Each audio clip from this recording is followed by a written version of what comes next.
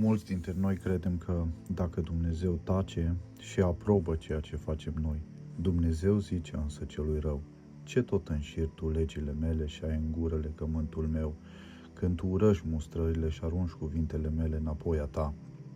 Dacă vezi un hoț, te unești cu el și te însoțești cu preacurvarii. Dai drumul gurii la rău și limba ta urzește vicleșuguri. Stai și vorbești împotriva fratelui tău, clevetești pe fiul mamei tale. Amin. Doar pentru că cerul nu răspunde imediat, nu înseamnă că Dumnezeu nu vede.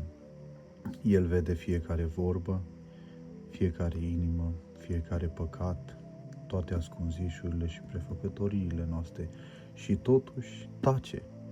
Nu pentru că este de acord, ci pentru că încă așteaptă, încă cheamă, încă lasă loc de pocăință.